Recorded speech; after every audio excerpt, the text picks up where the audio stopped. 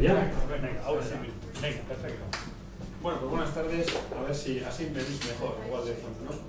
Bueno, vamos a contar un poco el por qué comemos y bebemos. Todos comemos, todos bebemos y nos tenemos que plantear, pues quizá no nos habíamos preguntado nunca por qué lo hacemos. Cuando le preguntas a alguien por qué come o por qué bebe, todo el mundo dice porque tengo que alimentarme, porque tengo que cumplir una serie de funciones. Pero eso no es la realidad. La realidad es que nosotros bebemos porque tenemos sed, comemos porque tenemos hambre. Y al comer experimentamos un gran placer. Hay momentos en los que mataríamos por comer y otros momentos en los que mataríamos por no comer. Y esto, pues, es nuestro cerebro quien lo determina, ¿eh? No tenéis más que pensar lo desagradable que puede ser estar, por ejemplo, en una comida social en la que uno no tiene ganas de comer y tiene que comer, y las consecuencias que tiene luego eso, y pensar luego, por otra parte, pues, los momentos en los que uno tiene hambre y lo que llega a hacer por comer, ¿no? Entonces, bueno, para ir con un poco de orden, este cuadro que lo tenéis aquí en el Museo de Bellas Artes de Álava, que se llama... Iba a decir que se llama El cerebro hambriento. Se llama El restaurante, es un cuadro de Díaz de Olano, un cuadro mural muy grande, y representa a unas señoras en el siglo XIX que acaban de comer. Veis cómo están, pues, tomando café y parecen felices y contentas, a pesar de sus corsés y sus cosas.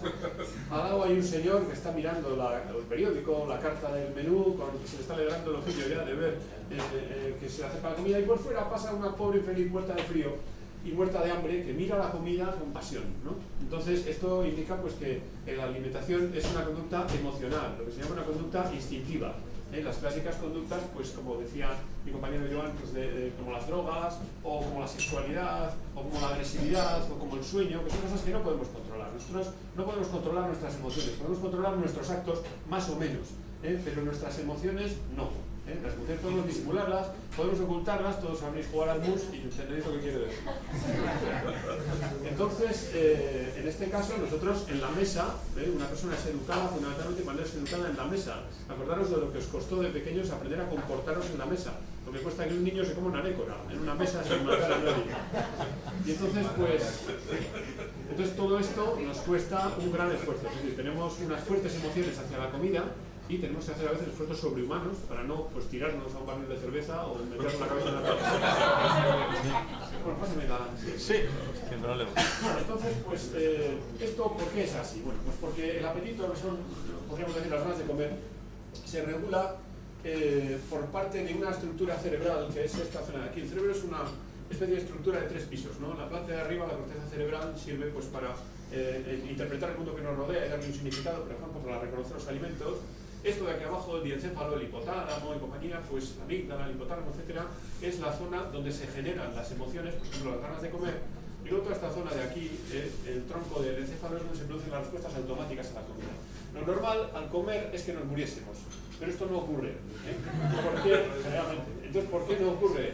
Pues porque nuestro sistema endocrino reacciona y nos hace absorber la glucosa, metabolizarla, etc. De otra manera moriríamos. Y cuando deglutimos algo, fijaros en lo que hacéis cuando vais a comer, os ponéis delante de una morcilla, por ejemplo, ¿no? Uno coge, mira la morcilla, la huele, la desea y va y la destroza. Y la tritura entre los dientes y luego se la mete por aquí, se la mete por el esófago, ¿no? Y lo normal sería que nos asfixiáramos al hacer eso, pero no ocurre, porque el tronco del encéfalo reacciona y hace que tengamos una serie de reflejos, como cuando nos tragamos un caramelo, Es decir, hacemos ¡oh! Y nos lo hemos tragado, ¿no? Entonces, estos 3 pisos, la corteza cerebral, el sistema límbico que se llama, donde está en la frontera, ¿no? Hipotálamo y compañía, y el tronco del encéfalo están en perpetuo tira y afloja. Todos los libros de fisiología dicen que manda la corteza cerebral, pero no es verdad. Manda el diencéfalo, ¿no? Entonces, esto se ve especialmente en el apetito. Cuando uno tiene hambre y no puede comer algo, siempre encuentra una justificación. Yo soy hipertenso, pero la sal no me sube la tensión, porque soy de esos hipertensos poco sensibles a la sal. Uno desarrolla toda una dialéctica. En realidad lo que está haciendo es la pobre corteza cerebral, que se queda jefa de nuestra conducta, está siendo influida por las ganas que tenemos de comernos la morcilla, ¿no? Entonces, así funciona más o menos esto. Entonces, el apetito es un factor que lo desencadena el cerebro y tiene muchísima relación con las cosas que vemos y con los estímulos sensoriales. Por eso es tan importante la presentación de los alimentos. No solo la presentación, sino en el entorno en el que, esto lo saben todos los hosteleros muy bien, el entorno en el que estamos, en cómo nos sentimos en ese momento. No es lo mismo comer en casa de la abuela que comer en una cuneta. No es lo mismo estar en un bar donde estás a gusto que estar en un bar donde estás a disgusto. No es lo mismo una cosa bien presentada que mal presentada. Entonces, el apetito regula el peso corporal. Una cosa que os tiene que llamar la atención, que nos llama la atención mucho, es que nosotros nos levantamos por la mañana y empezamos a gastar energía. Ninguno contamos las calorías que vamos gastando, no llevamos un aparato, no apuntamos, cojo el autobús, 50 kilocalorías, cojo salgo corriendo 100. Y todas las noches llegamos a casa, nos sentamos delante de una mesa y decimos: hoy me apetece comer más, me apetece comer menos. Hoy me apetece comer yogur, hoy no. Hoy me apetece comer verduras. Hoy voy a comer una anchoa y media y un poco de colacao, ¿no? Entonces, sorprendentemente, todos los días, a la mañana siguiente, pesamos lo mismo, para bien o para mal, pesamos lo mismo. Entonces, ¿cómo es posible que se produzca esto? Lo normal sería que engordáramos mucho y luego adelgazáramos mucho, pero no es así. Es decir, pesamos siempre lo mismo. El tejido adiposo, que es esta porquería que veis aquí, es un tejido muy vascularizado y muy inervado, es un depósito de grasa y siempre se mantiene más o menos igual, ¿no? Entonces, bueno, pues, ¿por qué conseguimos mantener esto igual? Pues porque el sistema nervioso regula, el sistema nervioso informado por el tejido adiposo. Hay señales del tejido adiposo que informan al cerebro. El cerebro es un pringado, es un mandado que hace lo que le dice más o menos el metabolismo, lo que le dice el tejido adiposo, lo que le dicen los tejidos, etc. Como todo jefe, uno, ya sabéis que no duras mucho siendo jefe de alguien si les dices que hagan lo que no quieren hacer. Entonces, el cerebro dura poco en un organismo vivo si dice al cuerpo que haga lo que el cuerpo no quiere hacer. Entonces, ahora veréis que hay unas señales que llegan al cerebro. Entonces, para que esta señora, por ejemplo, se mantenga siempre así, quiere decir que su cerebro tendrá que regular en primer lugar su conducta. Hay conductas que gastan mucha energía, por ejemplo, moverse continuamente, y otras que gastan poca, por ejemplo, dormir. Podemos hacer una lista de conductas que gastan mucha energía, pero seguro que estáis pensando en ello. Efectivamente, eso gasta mucha energía, muchísimo, pero es muy necesario, porque si no desapareceríamos como especie. Entonces, la conducta la genera pues, el sistema nervioso. Y por otra parte, el hipotálamo también regula a través de las hormonas nuestra actividad metabólica. Es decir, nosotros podemos generar más calor o menos, generamos un calor basal, un metabolismo basal que se llama, podemos generar más o menos. Las hormonas tiroideas, por ejemplo, activan la caldera y nos hacen generar mucho calor. Y si hay pocas, pues entonces tenemos mucho frío. Y hay otras hormonas que son desencadenadas por el cerebro y que en distintas glándulas del cuerpo regulan el metabolismo. Entonces, claro, si regulamos, ¿qué conducta hacemos? ¿Cuánta energía gastamos en el metabolismo? Y sobre todo, ¿cuánto comemos? ¿Y durante cuánto tiempo? ¿Y qué tipo de alimentos? Pues lógicamente de esa manera el cerebro consigue de una manera asombrosa mantener el peso corporal. ¿Veis que pone aquí abajo, ¿no? El peso corporal se mantiene estable gracias al hipotálamo, que regula el apetito, la conducta y todo el funcionamiento del sistema endocrino. ¿Vale? Bueno, vamos a pasar a la siguiente. Entonces, bueno, ¿cómo funciona el cerebro? Pues es muy fácil, en realidad, pues es muy difícil, pero es muy fácil. Entonces, la parte de arriba, la corteza cerebral, es todo esto. El sistema límbico, donde radican las emociones, es todo esto. ¿Por qué se llama hipotálamo el hipotálamo? Pues porque está debajo del tálamo, que es esta cosa. Y todo tiene pues, unos nombres muy complicados. Y el mesencéfalo, que se llama así porque está en el medio, es todo esto, el tronco del encéfalo. Todo esto tiene muchísimos nombres, como las calles de una ciudad. Pero más o menos son tres partes, esta y esta. La parte de arriba, con la que reconocemos los alimentos, y los recordamos y los asociamos con nuestra infancia, etcétera, que nos gusta tanto, como en casa de la abuela, etcétera. Y esta parte de aquí donde se generan las emociones, por eso nos gustan tanto algunos alimentos, mientras que otros no, y el tronco del encéfalo que sirve básicamente pues, para que no reventemos al comer y que no nos atragantemos, y que seamos capaces de hacer, pues lo que estamos haciendo aquí, hablar mientras bebemos, comemos. Si os fijáis en una persona que está comiendo y está hablando con otra, es una cosa sorprendente desde un punto de vista fisiológico, porque estás masticando, tragando, respirando, riéndote, hablando con la boca llena, y dices, ja, ja, ja,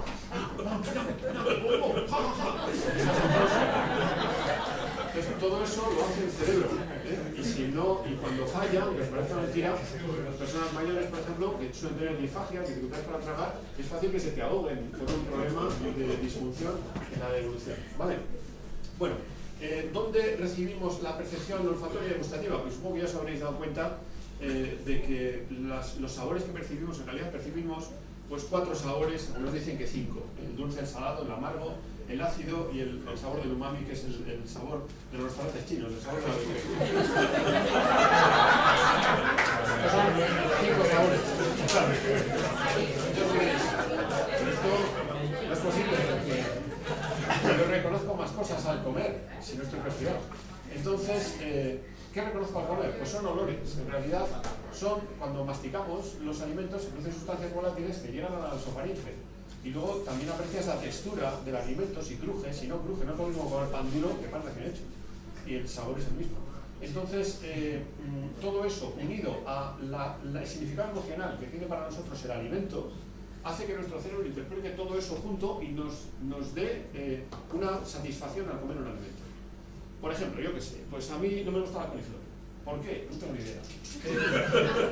En cambio, habíamos quedado que nos gustan las morcillas. Entonces, ¿por qué?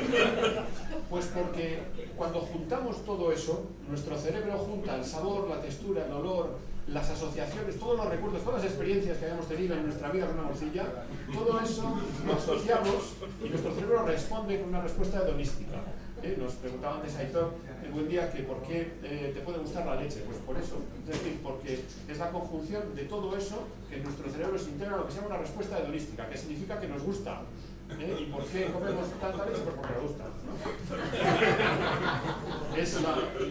Yo comprendo que no es, en un foro científico no se puede decir que por qué comemos es porque nos gusta, pero es que es así. Se puede explicar también diciendo que hay una serie de circuitos neuroquímicos que se activan, y unos receptores que se activan, y unas mandangas y tal, que ahora, bueno, vale, pero básicamente es eso. Dale, voy. Bueno, entonces, a ver, ¿para qué sirven estas zonas? Pues la corteza para reconocer los alimentos, la textura, etcétera, para recordarlos, para imaginar cosas cuando los comes y para regular la conducta social en la mesa, que es una cosa muy compleja, ¿eh? La conducta social en la mesa es muy complicada. Acordaros de lo que os costó aprender a comer civilizadamente en una mesa y lo mal que quedas cuando sorbes la sopa o haces cosas de estas, ¿eh? Entonces todo eso lo hace la corteza cerebral. Las emociones, ya habíamos quedado, se generan aquí en el sistema límbico, que es lo que se llaman las conductas estereotipadas. Conductas estereotipadas es que si tú ves comer a alguien, todo el mundo pone las mismas caras y hace los mismos gestos. Casi nadie come cabeza abajo, haciendo así con las manos. Esos gestos, esas actitudes que nos salen instintivamente, vivamos aquí o en el cuerno de África, todo eso que nos sale instintivamente se llaman movimientos estereotipados. Como cuando uno se asusta, todo el mundo que se asusta, tú pones detrás de una puerta y pasa alguien y lo asustas, todo el mundo hace lo mismo. Pone la misma cara, se pone pálido, reacciona igual, se queda así, se protege, nadie da saltitos, no hace eso. Esos movimientos estereotipados los tenemos también al comer, y por eso es tan fácil ver cuando una persona tiene hambre o no tiene hambre, o ha comido o no ha comido, salta a la vista. Luego es muy fácil ver, si estás en una sociedad gastronómica y has cocinado, es muy fácil ver a quién le gusta la comida y a quién no. Supongo que esto os habrá pasado alguna vez, el que cocine me entenderá, que cuando tú cocinas y alguien ves que no come, quisieras matarlo en ese momento. Y cuando dicen es que a mí no me va mucho esto, pues quisieras asesinarlo. Y uno comprende por fin a su madre cuando eras pequeño y querías comer. Entonces, todo esto son emociones incontrolables. Podemos disimularlas, acordaros del mus, pero no podemos controlarlas. O sea, podemos controlar nuestros actos. Depende de lo que tengamos, ¿eh? Entonces, diréis, bueno, pero ¿qué pasa? ¿Que si tenemos hambre nos convertimos en bestias? Sí. ¿Y una persona civilizada como yo podría agredir a alguien porque se come todas las patatas? Pues a mí me pasó eso en el ejército una vez. Entonces, ¿por qué? Pues porque yo soy muy civilizado, pero una cosa es la civilización y otra es el hambre. Con ciertas cosas no se jodan, ¿sí? Y luego, pues, determinadas zonas procesan la información gustativa, etcétera, y regulan las respuestas vegetativas y endocrinas. Porque si no tuviéramos respuestas vegetativas y endocrinas, al comer moriríamos. Entonces, pues, es por esto que nuestro cerebro nos hace un buen favor. Dale. Joder, sí. Estoy despistado, Bueno, aquí tenéis, por ejemplo, bueno, esto es un laboratorio, los laboratorios son todos iguales, son como las cocinas y entonces tienen trastos de medir, líquidos, de pesar cosas, máquinas para cortar, microscopios, etcétera, ¿no?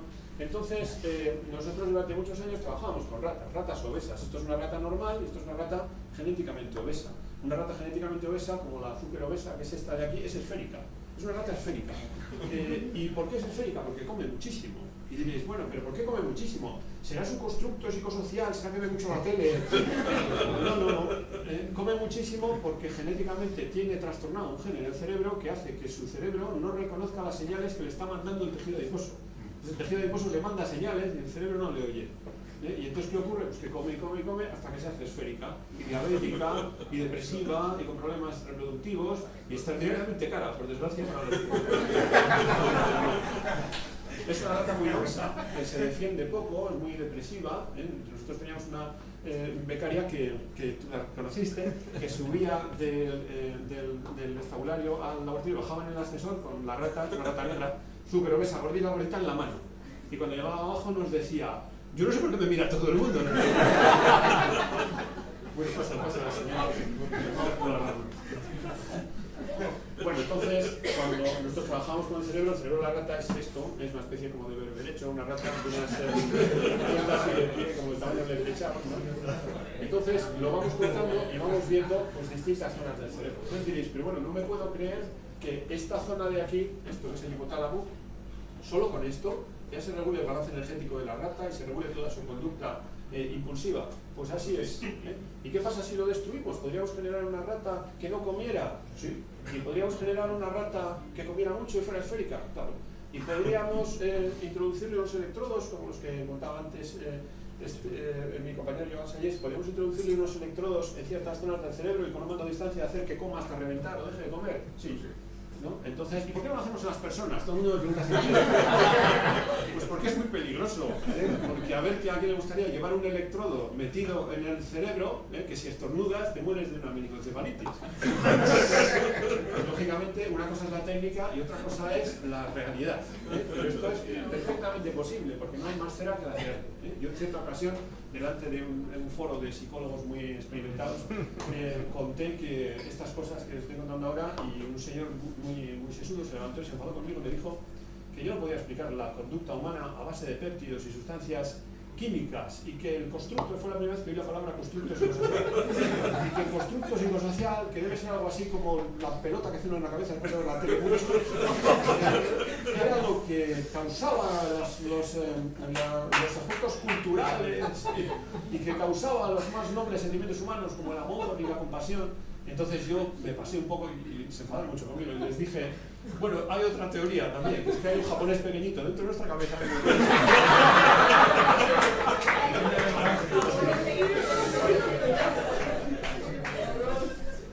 Ay, perdón. Bueno, entonces, a ver, esto más cerebro, o sea, esto es el hipotálamo de cerca, esto no es el hipotálamo de corteza, esto es la glándula pineal, donde Descartes decía que radicaba el alma, etc. Pero me pasa también que parece ser que no. Entonces, ¿cómo funciona esto al final? Bueno, pues al final todo se basa en circuitos neuroquímicos.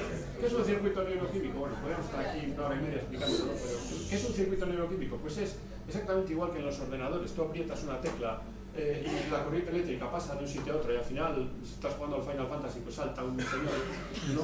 Pues en el cerebro pasa igual, aunque os parezca mentira, el cerebro está constituido en una forma de redes que se llaman circuitos neuroquímicos.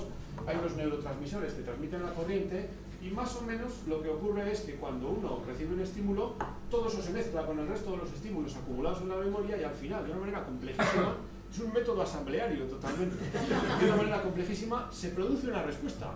Y diréis, bueno, ¿y el constructo psicosocial? Pues a mí que me registren, porque aquí no hay más verdad que el sodio y el potasio que entran y salen por unos canales iónicos y unas corrientes que liberan neurotransmisores, unos receptores que se ocupan y unas señales que van y vienen y se inhiben y se estimulan. Y punto, pelota. Entonces diréis, pero qué nihilismo, qué cosa y tal. Bueno, pues esto es así. Entonces, bueno, pues los circuitos neuroquímicos no son más que grupos de neuronas que proyectan sus fibras de un sitio a otro. Y entonces, cuando se activan, pues pasan cosas. Vale, pasa. La siguiente. Bueno, entonces, a ver, hay muchos neurotransmisores, ¿no? La dopamina, que comentábamos antes, la noradrenalina, la serotonina, que seguro que habéis oído hablar, y todos esos sistemas forman circuitos. Hay un circuito dopaminérgico que regula la impulsividad, hay un circuito serotonérgico que regula, por ejemplo, el enamoramiento. Me decían antes los compañeros que se olvida mucho la gente, porque dije que cuando uno se enamora, experimenta una hiperactividad del sistema serotonérgico cerebral, que es verdad. Y lo experimentan las personas y los buitres leonardos. Y entonces se produce pues un cambio de conducta, algo parecido a la antítesis de la depresión, y se produce lo que llamamos el enamoramiento. Los americanos, que son más espabilados que nosotros para estas cosas, lo llaman el romance. ¿Cuánto dura un enamoramiento? ¿Cuánto dura el calentón del sistema serotonérgico? Aproximadamente 1 año y medio. Pero luego es tarde. Entonces, el buitre leonado, os lo digo para que le guste la biología, forma parejas en enero, es muy divertido, tiene un cortejo nupcial en enero, vuelan bajo, haciendo piruetas y en parejas, y luego se juntan para toda la vida y tienen un buitrito, ¿no? Entonces, la serotonina que anda por aquí, en estos sistemas, esto es una sinapsis, estos son las vesículas donde está la serotonina, se libera y actúa sobre unos receptores y así se transmite la corriente. Luego hay otros sistemas que se llaman neuropéptidos que actúan también ahí y que modulan la actividad de los neurotransmisores. Es bastante complicado, pero básicamente son chispas que saltan de una neurona a otra y forman trazados, forman circuitos. Pasa. Bueno, entonces resulta que en el año 51 hay dos señores que publican un artículo en una revista muy famosa que se llama Localización de un centro del hambre en el hipotálamo de la rata. Y resulta que cogen y meten unos electrodos en la rata, destruyen una zona del hipotálamo, que es esta de aquí, el núcleo ventromedial, a los dos lados, y producen un animal que come mucho, que es hiperfágico y que es muy obeso y que, aunque no lo pone aquí, es muy agresivo. Es decir, que está siempre agrediendo y come y se vuelve muy obeso. Esto, cuando lo destruyes, cuando lo estimulas en un animal vivo, resulta que es un animal que deja de comer. Es como si el núcleo ventromedial, cuando es excitado, nos hiciera estar saciados, y cuando es destruido, pues nos produce una hambre espantosa. Y en cambio, en el área lateral del hipotálamo, o sea, aquí y aquí, pues resulta que cuando estimulabas ese área, generas un animal que come mucho y engorda. Y si la destruyes bilateralmente, el animal deja de comer y se muere, sin más. Y diréis, pues esto lo he visto yo, en algún perro que ha muerto el amo y ha dejado de comer y ha muerto, seguro que lo habéis visto. Os habrán dicho, un perro que tiene depresión, y hay mucha gente que se ríe, pero los perros tienen depresiones, igual que las personas. Y pueden llegar a morir de hambre por una depresión, y no es raro ver este tipo de cosas. Pero esto era del 51, pero del 51 a 2017 ha llovido mucho, pero no os preocupéis que lo pasamos rápido. Siguiente. Bueno, las vías noradrenérgicas, por ejemplo, salen de una zona de aquí, todo tiene nombre en el cerebro, se llama el locus coeruleus, de aquí y suben a todo el cerebro como si fuera un árbol. Y se ocupan sobre todo de mantenernos despiertos, de mantenernos en estado de vigilia, porque nuestro estado natural es estar dormidos. Pero también se ocupan de desencadenar el hambre. Entonces, por ejemplo, algunos fármacos, como por ejemplo la imipramina, unos fármacos antidepresivos, aumentan mucho el apetito, y es una cosa que se ve en los pacientes, que aumentan el apetito. Pasa a la siguiente. Dale. Sí. Ya está. Sí, bueno, pues luego están los circuitos dopaminérgicos, sobre todo el mesolímbico, que regulan la impulsividad, desde el área tegmental ventral que decíamos antes hasta una zona de estriado. Y esto es lo que nos hace pues desarrollar la impulsividad para comer. Una cosa es que nosotros tengamos hambre y otra es que comamos. Es decir, cuando entramos, por ejemplo, en una cafetería, en un bar y vemos pues pinchos encima de la mesa, los miramos, nos apetece, pero una cosa es pensar y otra cosa es pasar del dicho al hecho. Entonces, el sistema dopaminérgico es lo que nos hace pasar de la motivación a la acción, ¿no? Entonces, es muy importante en la ingesta. Cuando le administramos a alguien, por ejemplo, un fármaco antagonista dopaminérgico, un antipsicótico, las personas que tienen un brote psicótico y son tratadas con antipsicóticos, lo que hacen es engordar extraordinariamente. Es decir, aumenta muchísimo el apetito y se suele engordar. En cambio, las anfetaminas, por ejemplo, que actúan sobre el sistema dopaminérgico, ya sabéis que producen una inhibición del apetito. Tomas una anfetamina y no tienes hambre. Durante muchos años, en los años 70, se utilizaron, y bueno, no, mejor corramos un tupido velo. Luego, los sistemas serotonérgicos que nacen de aquí en medio, lo que se llaman los núcleos del RAFE, porque el RAFE mesencefálico se llama así porque está en medio, pues producen una inhibición del apetito. Hay momentos en los que no comemos. Por ejemplo, si estamos distraídos, ahora no estáis comiendo. ¿No? Hay momentos en los que no comemos. Por ejemplo, por la noche no comemos, como decías tú, Aitor. Por la noche estamos 10 horas o 12 horas sin comer. Si tú te levantas por la mañana y te dicen, son las 9 de la mañana, hasta las 3 de la mañana no vas a probar bocado, te tiras por la ventana. Mientras que si cenas a las 9 y te levantas el día siguiente a las 10 hasta que desayunas, han pasado 13 horas. y nadie se despierta a las 4 de la mañana diciendo, Dios, qué hambre tengo, ¿no? ¿No os parece? Entonces esto no es casual, ¿eh? Entonces, bueno, por ejemplo, todos sabéis que la fluoxetina, el Prozac, el famoso Prozac, produce una reducción del apetito y una cierta reducción de peso, ¿eh? Vale, pasa. Bueno, y luego ya se inventaron los neuropéptidos, ¿eh? Cuando creíamos que sabíamos algo de los neurotransmisores, vienen una panda de sinvergüenzas, estos americanos, e inventan los neuropéptidos. Entonces los neuropéptidos son unas sustancias que son más viejas que la polca en la evolución y que andan por ahí en el cerebro. Cuando yo era chaval y empezaba a estudiar la carrera, había una bronca impresionante sobre si estos péptidos eran artefactos del cerebro o si venían del aparato digestivo. Unos cuantos locos decían que los fabricaban las neuronas y resulta que era así, que los fabricaban las neuronas. Entonces hay muchos, no vamos a liarnos. Cada uno de estos neuropéptidos o neuromoduladores son unos circuitos en el hipotálamo y también en otras partes del cerebro y regulan no solamente la ingesta sino otras muchas cosas que están relacionadas, como por ejemplo la temperatura corporal o la actividad física. Por eso es tan complicado regular el apetito y es tan difícil poner a alguien en un régimen y sobre todo seguirlo. Entonces, todos estos péptidos de aquí, son, los que están en rojo son hiperfágicos, hacen comer. ¿Y por qué sabemos que hacen comer? Pues porque se los hemos metido en el cerebro a una rata y hemos visto que revienta de comer.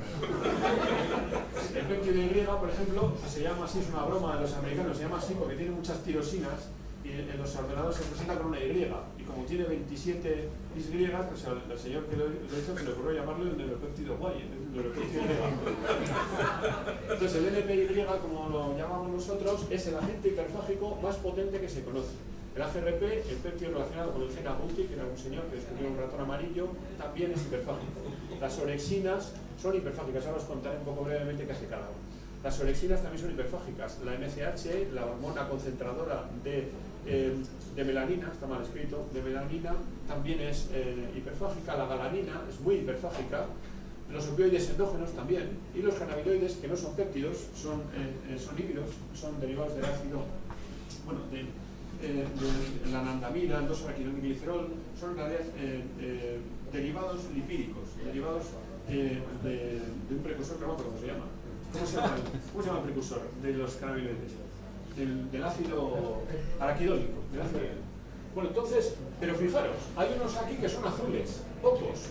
Las melanocortinas, el CART, el péptido relacionado con cocaína, anfetamina, y el CRF, el factor liberador de corticotropina. Son pocos, pero son cañeros, porque son los que nos hacen no comer. Hay momentos para comer, la mayoría, y otros momentos para no comer. Por ejemplo, por la noche no comemos, porque no podríamos dormir. Cuando estamos huyendo de algo, no comemos, porque no podríamos huir, ¿no? Pues no digo una tontería esto, porque, vamos a ver, seguro que habéis hecho alguna vez el chiste con el canario, que metes la mano en la jaula y hay un canario, y le pones una alpiste en la mano. Entonces el canario tiene mucho miedo, revolotea y se va al otro extremo de la jaula. Pero está el alpiste, y entonces el canario poco a poco se acerca al alpiste, y luego se vuelve a alejar, y luego se acerca. No se aleja, esto puede durar media hora. Pero al final, si tienes suficiente paciencia, el canario sube a la mano y entonces lo estrujas, ¿no? Es decir, todos vivimos en una dialéctica entre la huida y el morir de hambre, porque, como decía el otro, si vamos a morir de hambre, no hace falta que tengamos mecanismos para huir. Entonces, bueno, pasa al siguiente. Ojo, porque antes de terminar hay que saber que hay señales periféricas que actúan sobre el hipotálamo. Por ejemplo, el tejido adiposo, en función de su volumen, libera una hormona que se llama leptina, del griego leptos, delgado, que es la que controla el apetito, la temperatura corporal y aspectos como la fertilidad. Y después tiene que ver la fertilidad con esto. Mucho, si una hembra en la naturaleza no tiene suficiente tejido adiposo y se quedase embarazada, moriría, ella y su prole. Por lo tanto, diréis, pero de eso depende de cuando la mujer está muy delgada, pierde la menstruación. Respuesta, pues claro. Pero esto se sabe hace 8 años, no hace más. Entonces, bueno, pues la insulina, por ejemplo, los niveles de insulina influyen también sobre el cerebro. Hay sustancias que proceden del aparato digestivo y que informan de cómo está el patio del aparato digestivo, qué tiene dentro, cuánto, si hay grasas, si no hay grasas, y informan al cerebro. No es lo mismo beber un litro de agua que beber un litro de aceite, ¿no? Entonces, nosotros nos saciamos, tenemos una sensación de que no podemos comer más en función del contenido intestinal. Las citoquinas que se producen en los tejidos informan también al cerebro. Cuando tenemos gripe, tenemos los tejidos inflamados, no tenemos hambre. Deberíamos tenerla, pero no la tenemos. Y luego, en general, hay muchas. El tejido adiposo fabrica 6 o 7 hormonas.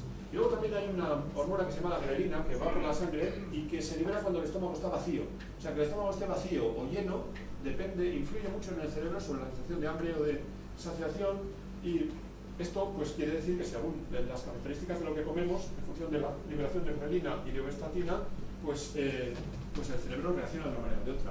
O sea que, ojo, porque el cerebro, por eso decía antes que es un mandado, recibe señales del metabolismo, de la insulina, recibe señales del tejido adiposo, de la leptina, de la hormona alfa, recibe señales del interior del intestino mediante la colecistocinina y compañía, recibe señales de los tejidos, de las citoquinas, recibe señales de los músculos, de una sustancia que se llama bioquinas, recibe señales del estómago, positivas y negativas, es decir, hace lo que le dicen, porque ¿qué va a hacer si no? Si no, pronto dejaría de mandar.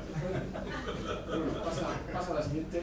Entonces, al final, pues, para que os hagáis una idea, el principal circuito regulador del apetito, que aumenta el apetito, son las neuronas NPI-érgicas, o sea, que fabrican péptido Y, el núcleo arqueado del hipotálamo, que es esta parte de aquí abajo, son estas neuronas, que mandan sus fibras hasta aquí arriba, que son estas fibras, hasta el núcleo paraventricular, que más está al lado del ventrículo cerebral, que es como una especie de mar. Entonces, bueno, pues este sistema es lo que evita que nos muramos de hambre, es decir, nos hace comer desesperadamente, nos hace matar si hace falta por comer, ¿no? Cosas así. Bueno, entonces, todos estos péptidos, pues por ejemplo las orexinas, que son estas neuronas, que están por aquí, en estas zonas laterales, tienen una serie de efectos reguladores, ¿no? Esto, por ejemplo, son el único sitio del cerebro donde se producen neuronas orexinérgicas es aquí, en esta zona del hipotálamo lateral, lo que se llama la región periformical. Pero luego las fibras llegan a todas partes, una especie como de pelos largos, que viajan por el cerebro y hacen conexiones muy lejos. Bueno, nosotros, pues por ejemplo, si queremos controlar el apetito, pues tenemos una farmacopea para controlar el apetito que da pena. O sea, da pena, es lamentable. Yo siempre se lo comento a los farmacéuticos que es lastimoso. Los fármacos que tienen pues son un churro. Estimulantes del apetito. A ver, la ciproctadina es un antihistamínico. Todos sabéis que cuando tomas un antihistamínico tienes mucho sueño y mucha hambre. Pero es que tienes mucho sueño. El cannabis estimula el apetito. Ya sabéis que si tú consumes cannabis te comes todo lo que hay alrededor. Y así, además te sale todo buenísimo. Y luego, los fármacos que bloquean el receptor de melanocortina, los fármacos que atacan al enemigo y bloquean el receptor de melanocortinas, tienen un poder anorexígeno, quitan el hambre, muy importante, pero están todavía un poco verdes. Solo se pueden administrar por vía intracerebroventricular y toda la gente no se deja. Por otra parte, producen unos efectos adversos horrorosos, forma de depresiones, etc. Con esto no vamos muy lejos.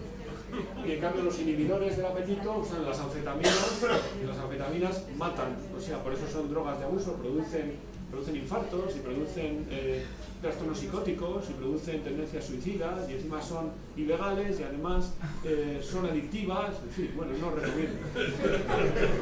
La fenfluramina, por ejemplo, o la sibutramina, reductil y tal, pues son cosas que se han retirado del mercado porque han matado a mucha gente.